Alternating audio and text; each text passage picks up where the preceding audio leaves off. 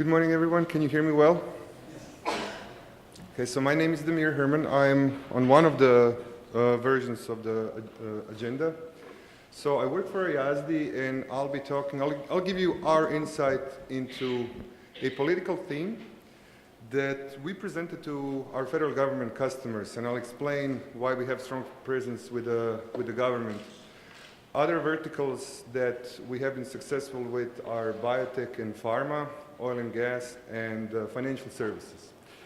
So probably the first thing that comes to your mind is, what is Ayasdi? When we try to register the domain name that is very short and has some English meaning, it is practically impossible. And one of our co-founders is 132nd Cherokee. So he said, let's look into Cherokee. And sure enough, Ayasdi, we found a short, nice name that has a meaning. And the meaning is to seek. How we seek and what we do is something that, that has been developed in academia, but it's actually not a mainstream thinking in academia. What I mean by this, we have completely hypothesis-free approach to the data. So I will show you what we did at Twitter without any hypothesis, without any preconceived notion, just by exploring, which is our central mantra, shape of the data. So you can imagine if you have a multidimensional data set with 2 dimensions, you can always plot scatter plot X and Y, and you can establish dependence or no dependence. But if you think about 3, 4, 5, 10, or tens of thousands of coordinates, it's really hard to make any sense of the data. So with that in mind, what we do, we use topological data analysis, or topology. So the foundation of our work is mathematics, to summarize the data, to get a geometrical summary from which we already have results. So once the summary is presented, of course, this is not a whole book, you have a summary. But this summary we have various ways of teasing out subtle signals from the data, from the summaries. So to make a long story short, imagine you have a cloud of multidimensional data. We summarize it in a topological way that I'll give you a little whiff of it. And then from this final network, from the shape of the data, we already have answers. And now we start asking questions, well, what drove that shape? And can we establish statistical significance on variables in the whole data set? So if I have tens of thousands of variables, I can get insight on some of them or all of them. So very quickly, just the company timeline. The whole idea of topological data analysis started here. Our other non-Cherokee co-founder was a chair at the math department here. So he responded to DARPA's request for 2 things. One thing that was encouraging for DARPA was application of pure math for practical purposes, namely number theory and cryptography. Everything that we buy online today is encrypted. And number 2, federal government has been funding a lot of data gathering research. So their question was, is there anything that we can use to leverage all this knowledge that we amassed? How can we get unbiased insight into this data? So the theory in the background of our analysis and our thinking about the data was being developed for almost a decade. And then in early 2013, we formally announced the Series A funding, and in end of 2012 and 2013, we got a Series A, then in 2013, Series B. And ever since we have had, as I said, success with pharma, with the biotech companies, and the government, and probably that explains why we have some presence in intelligence community, and we have been working with the DoD. So again, traditional analytics, you have a very specified query, you have a hypothesis, you have to have a lot of supporting data to be able to demonstrate, let's say, to the NSF or the NIH that you can carry out the project, and then you keep on driving. What that amounts to, if you can imagine, what our analogy would be, if you go into a garage that is in darkness and you're looking for a basketball, that amounts to going with a laser pointer and looking with the laser pointer where this basketball could be. What we like to think, what we do is that we go into the garage, we flip the switch, and all of a sudden, here is the basketball. You see there is a dead battery, there is a car, there is a tire, and there is maybe a glove. So how do we do that? We get the input data is in the format of just a simple matrix, and then we have several ways of exposing facets of multidimensional data, as I mentioned. So there is something that we call combination of lens and metric, and I'll give you that more information on the next slide. But essentially, these are our results. So from here, what we go by, the first impulse is to ask, why is this flare here different than another flare? Once you have that, you have a way to establishing, what are the main variables that drive this separation. And by the way, the coloring can be by anything in the data set. So we have ways of looking into the color and into the shape at the same time. So multiple things are going on. All right, so this is just a short overview at 10,000 feet. What we mean by topology or topological data analysis. So imagine you have a data. In our case, what I'm going to present on Twitter, every row is a Twitter user, so user ID. And in columns, I put all the metadata that is associated when I grab those tweets, plus I use their words that I used in their communication and tweeting. Now, the question is, what does it mean that two users are similar? So I have to establish a notion of similarity. This is what I mean by close. So that's the first thing. That's a definition of a metric.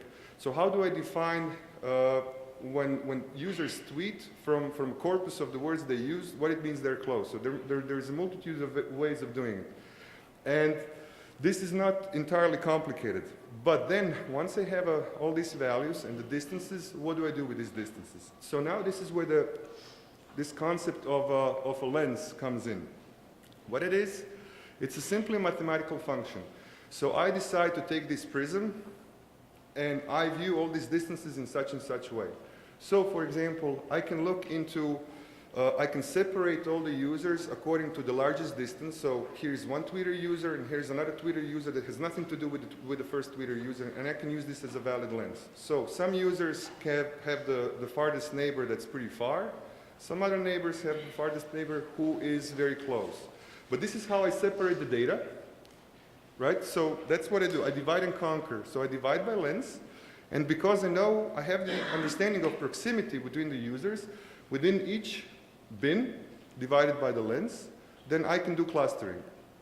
Now the thing here is that with the bins, these bins are overlapping.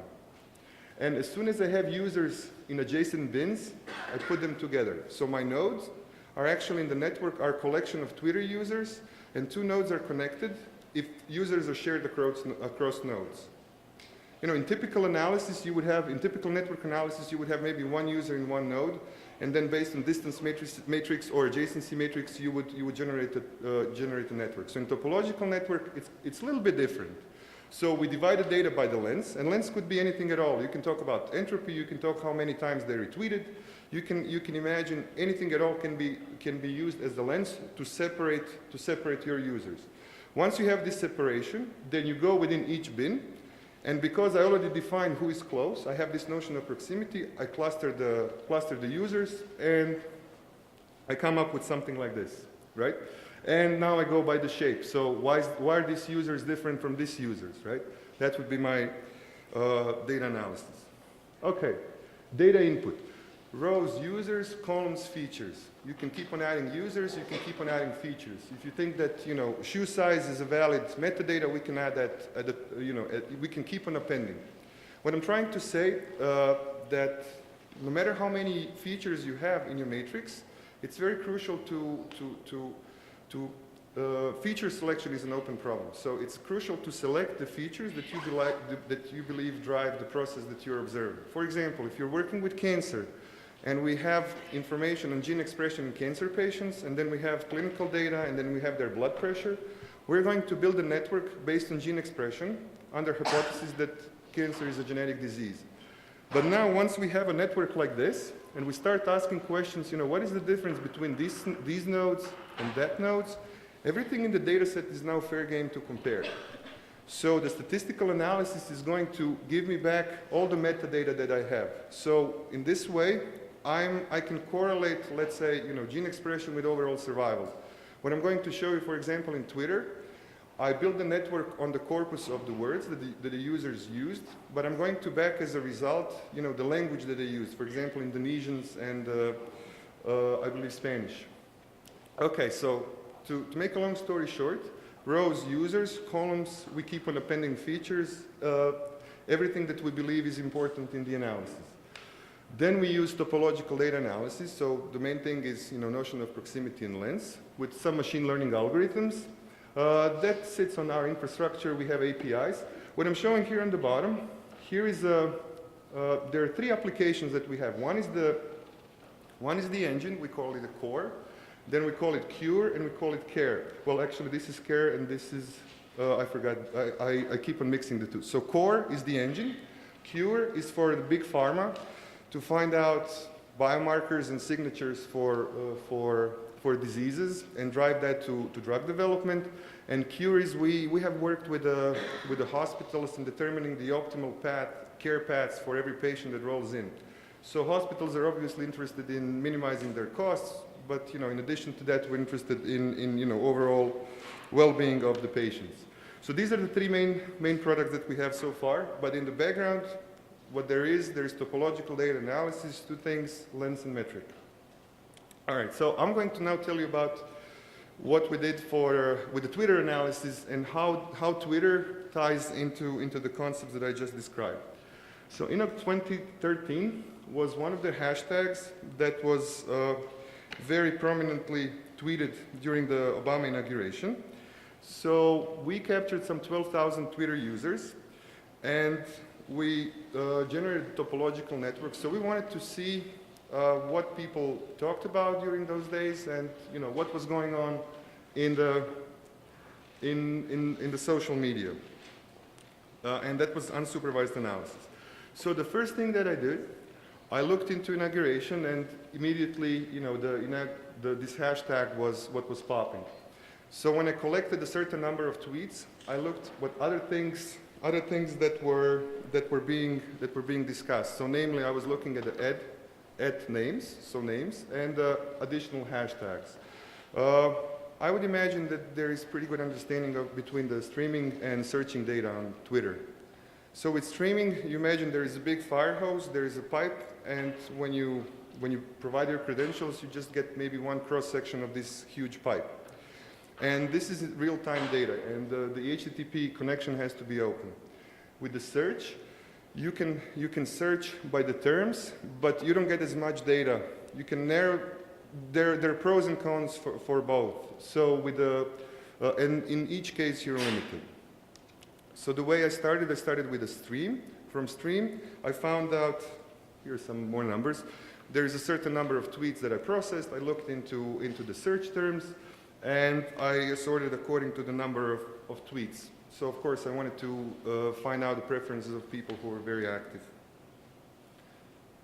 Okay, so here's just a little breakdown of what came from the initial analysis of the stream data. So there is Barack Obama. So we looked into transportation. We thought there would be something significant on transportation. Department of the I think it was DC Department of Transportation and Washington Metropolitan Transportation Authority. Secret Service, incidentally, what was surprising from this big data, does not follow Barack Obama. That was surprising. Then there are a couple of, and of course, inauguration 2013, I had the largest number of tweets. So from here, it was clear this is something that we should be focusing on. So we looked into all the users who mentioned this tag 6 or more times in the period of a day and a half or 2 days. Then what I did, I took their user IDs and I went back into search, so I harvested their timelines. So you're rate limited when you do this procedure. Twitter allows you to collect the last 15 pages, and so you're rate limited. Initially, I was scraping everything that I could, but I think I opted out just to look for the first 200 tweets. So that would be the first page that you get back from Twitter. Now there is a lot of work that comes into this, and so the bag of words, incidentally, English language in Twitter has some 500,000 words or more. The reason for that is because people just tweet everything or anything, and there is no grammar, there is a lot of ad-libbing with the tweets. So I used the Porter algorithm, and that was a very small example for Hadoop word count, and I think it was maybe a couple of seconds faster to do it on a Hadoop on a single node than just sorting it by BSD algorithm. At the end of the day, I had for every user, I have metadata that comes back with the JSON object that Twitter gives you, the API. And then as I counted all the words, I took some top 60,000 words. And you can imagine in every row I had a user, I had metadata, I had all these counts, and I had a little bit less than 12,000 users. At this point, I did TF-IDF. This is the term frequency, inverse document frequency. This is just a way of normalizing the counts. At this point, in every row, I have a vector. Since I have vectors, I can define the distances. From those distances, I can use combination of metric and length, and I can, start playing. No hypothesis, right? So it is just munging the data, putting it into matrix form. So now we automatically profiled those thousands of individuals, 12,000 individuals. And now what I'm going to show you, I'm going to present you those topological networks. And what did we see? Okay, so here's my garage. I flip the switch. All the answers are in front of me. And what I go by is, why is this so different than this side? Why do I get separations from here? There's some smaller groups of users. But in any case, now I can start asking questions. And what I got back when I asked for statistical significance of this group, it was Obama and POTUS. Incidentally, Obama was in the middle, and around him, in this network, were news media and media outlets. Then we wanted to see, what is this to the left of Obama? By the way, this is a topological network, so the notion of left and right, x and y coordinates doesn't. There is no meaning to that. All that is important is that nodes, as I said, collection of Twitter users are adjacent to each other or not. If they're adjacent to each other, then we draw an edge. If they're not adjacent, then we leave them alone.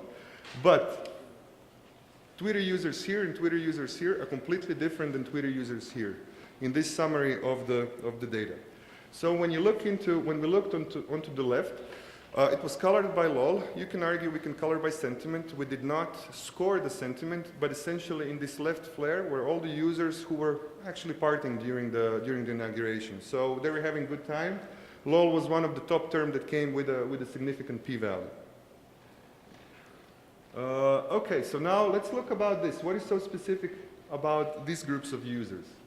Here's what I got back from the metadata in the Twitter, right? So I built a network on TF-IDF of terms, but this metadata came back to me as a corollary, as a gift. So there is a group of Spanish speakers, and incidentally, there was a group of Indonesian speakers, and this is not unexpected, right? Because Obama spent a few years in Indonesia. All right, so now we're going to look into this flare. What happens here? We colored here, as you remember, this is Obama and POTUS. And what is happening in this side of the network, so on the left, we have all the party goers, right? To the right, we have more serious conversations. Namely, they're seriously talking about the government. So remember, I scraped 200 tweets from their histories. So some people were maybe very active. Who knows how long it takes them? I didn't do this analysis. I should know how long it takes them to reach the 200 tweets. But this is something that I didn't do in the interest of time. So those people in their 200 tweets, they talked about current events that were going on in the government. So incidentally, in this right flare, they were talking about Ron Paul. There was discussion, if you remember, there was a discussion about a filibuster in the Senate. So these are the trends that emerged from the network. And here, okay, so colored by like and love. Now we can superimpose what I showed you before. Remember there was Obama here, and there was news and media outlets, right? I have like and love, I have all these party goers. So if there is a news media here, I would argue on one side maybe there could be Fox News, on the other side there could be MSNBC. The jury is still out, we can assign p-values, but at least you get these trends. What was interesting about this analysis, I just showed you one facet, right? If you read Encyclopedia Britannica, and there are multiple conversations going on in this massive set, one summary just gives you one story with different combination of length and metric, and I'll be very happy to discuss that later on offline because I probably have 2 minutes. with different combination of lens and metric, we expose different structure in the data.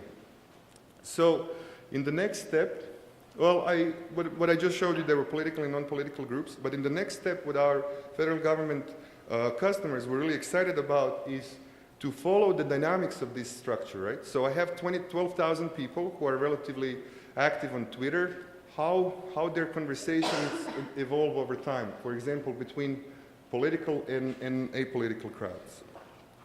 And you know, it would be interesting, but you know, we haven't done it. I'm not saying that we're not going to do it, but it would be interesting to do these trend dynamics in real time. So you know, how these people feel today as opposed to yesterday, and just you know, keep on plugging in more people who are interested in those conversations.